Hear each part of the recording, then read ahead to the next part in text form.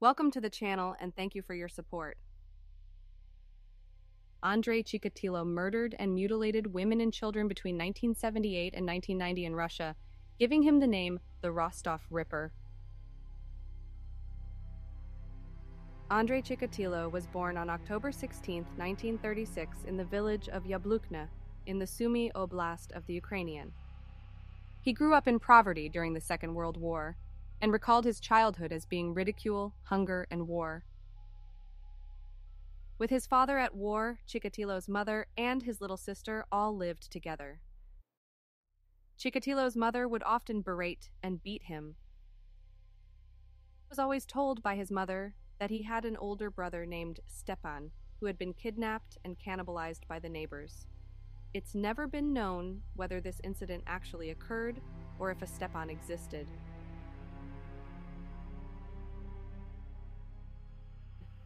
Chikatilo had his first crush at age 17.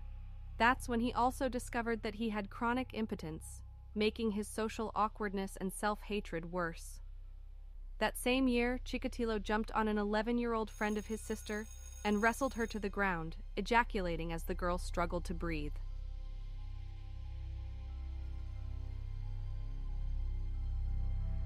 Although growing up was hard for Chikatilo, he graduated with excellent grades in 1954. Chikatilo applied for a scholarship at Moscow State University. He passed the entrance exam with excellent scores, but he was not accepted. Chikatilo felt that he was rejected because of his father's tainted war record.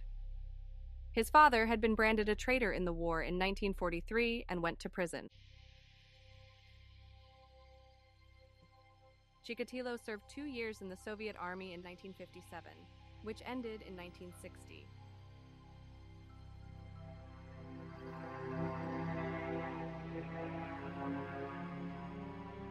In 1964, he attended Rostov University and became a teacher in language and literature in Novoshakhtinsk. During that time, in 1963, Chikatilo married a woman named Feodosia Odnacheva. He said that his marital sex life was minimal, and that after his wife understood he was unable and impotent, they agreed she would conceive by him inserting it into her, from his hand. In 1965, Feodosia gave birth to a daughter and in 1969 a son.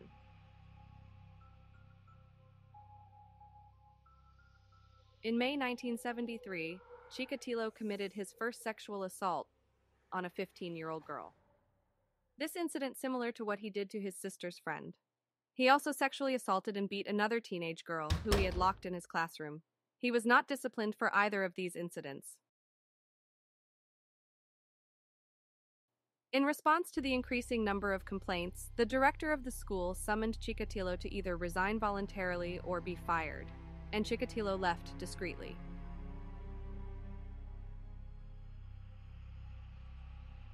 In September 1978, Chikatilo moved to Shakhty and started teaching at technical school, number 33 in Shakhty, a coal mining town.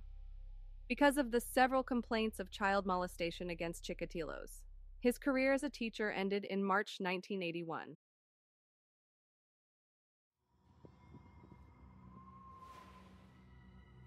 On December 22, 1978, he committed his first murder. He lured a 9-year-old girl to an old secret hut. He attempted to rape her but failed to achieve because of his condition, which sends him into rage. He begins stabbing the child and then let himself go onto her. Chikatilo threw her body into the nearby river, where she was later found.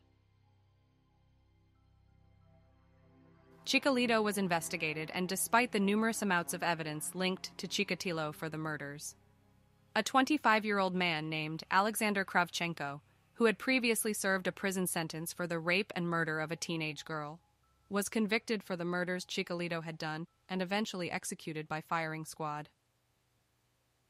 The murders did not stop, and that is when an investigation began by the Moscow police.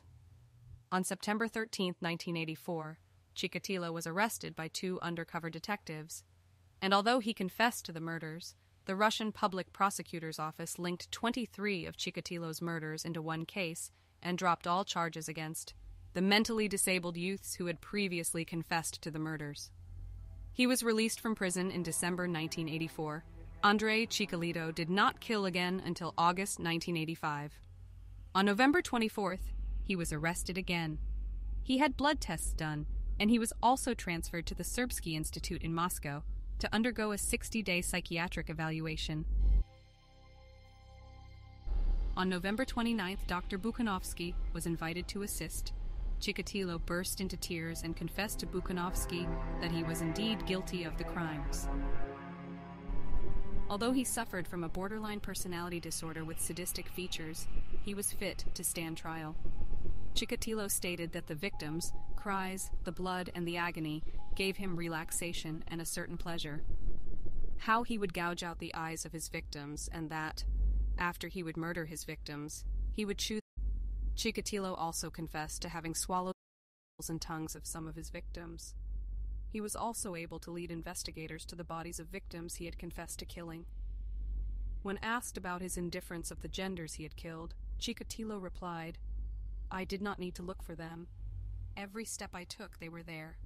On October 15, 1990, after criticizing both the police and the prosecutor's department for various mistakes in the investigation which allowed Chikatilo to remain free for so long, Chikatilo was convicted for 52 murders and 5 counts of sexual assault, and sentenced to death.